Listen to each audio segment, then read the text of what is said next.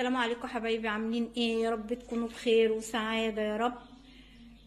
النهاردة هنعمل كشري، أكلة بسيطة، كشري مصري. ومكوناته هو بيتكون من طبعا الرز والحمص والمكرونة اللي هي العقل الصغيرة، ومكرونة شعرية، وعدس جبة، ومكرونه يعني ايه شعريه كبيره او اسباجيتي، وانت بتقطعي على قد حجم ايه الشعريه ايه الكبير متوسطه، وكمان طماطم، وكمان صلصه.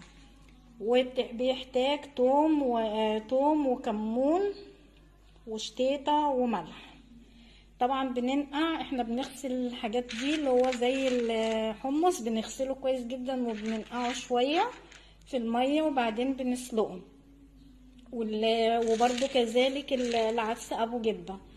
وهنعمل دلوقتي الرز، بنعمله بالشعريه على طول، يعني مش بنعمل كل حاجه لوحدها، لا، الرز مع المكرونه الشعريه. اما المكرونه اللي هي العقل والمكرونه اللي هي الاسباجيتي دي اللي انا قطعتها على قد حجم الشعريه المتوسطه، فدي بتبقى مع بعض ويبقى طعمه في منتهى الجمال. كمان خرطت بصل وحطيت له كمان معلقه نشا علشان يدي ايه القرمشه. ويلا بينا نشوف هنعمل ايه. كده الشعريه اتحمرت، يعني يبقى وشها احمر كده، يبقى حلوه معقوله. اهي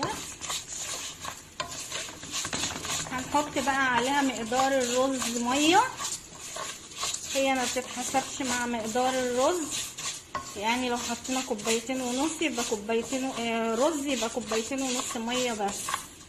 ده بالنسبه للمبتدئين طبعا علشان يعرفوا. وهنا بسلق المكرونه اهي، المكرونه مع بعضها اللي هي الاسباجيتي مع العقل الصغيره. وهنا العدس اهو بيتسلق. وهنا بقى ايه الحمص. هنا بص اتحمرت اهي خالص، عايزه بقى ميه، احط ميه وارجع لكم. حطيت 2.5 ميه، وهحدقه بقى حسب الذوق برضو اللي احنا عايزينه. هسيبها تستوي شويه عشان اسقط الرز. انا غسلت الرز وهنسقطه مع بعض.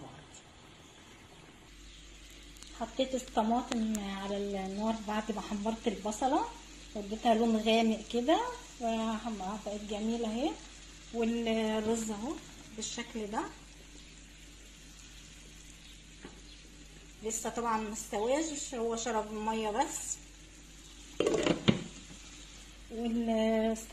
استوى العدس، هغسله بقى وانزل منه لو في اي قشره او اي حاجه وهغسله. وهنا الصلصه اهي، هحط لها بقى ملح والمكرونه اهي اتسلقت وشطفتها، هحط لها حبه زيت. يا رب تكون طريقتي عجبتكم،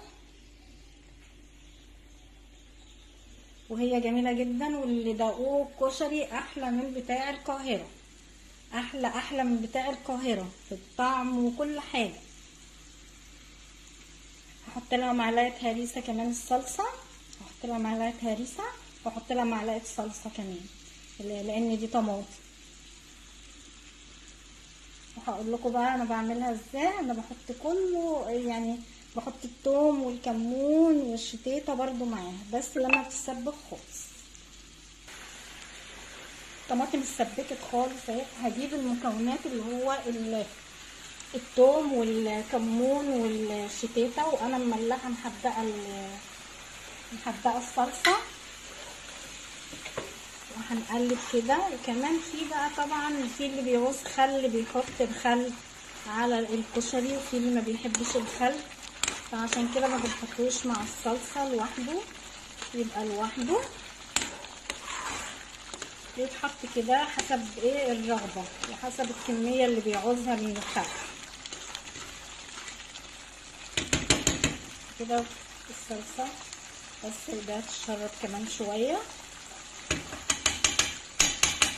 فيها بصل وفيها ثوم وكمون وشطيطه وملح.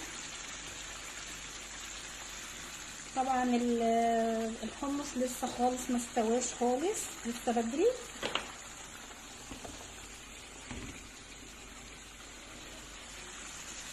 نشوف.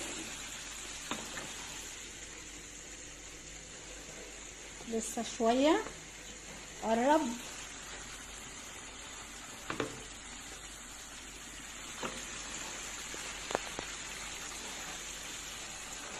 كده خلاص.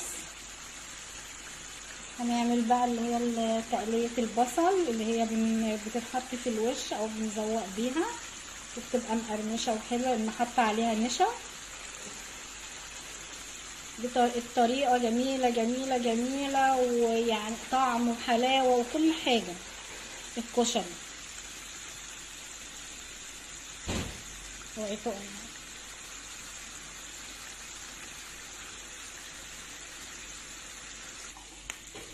حطيت البصل اهو يتحمر.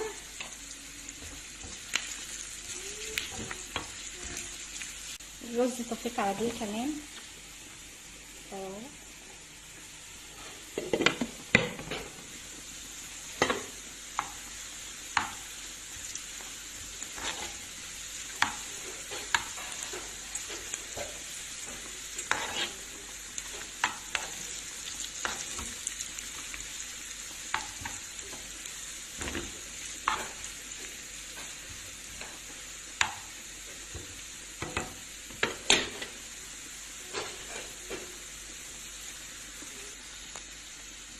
حمر اهو، خد اللون الذهبي الجميل اهو.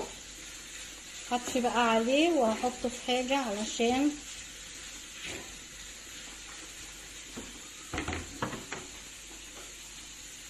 هطفي عليه وهحطه في الكشري. خلاص كده، وانا عملته بالشكل ده. هو طبقة رز بالشعرية، وطبقة عدس، وطبقة مكرونة شكلين، وبعدين الصلصة والتقلية، وبعدين حطيت الحمص، وهنا حطيت التقلية برضو كده زوقت بيها الطبق. وطبق في منتهى الجمال بالهنا والشفا. ودي الصلصة.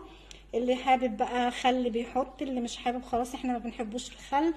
فمتنسوناش بقى في اللايك والشير والاشتراك في القناة، يوصلكوا كل جديد. السلام عليكم.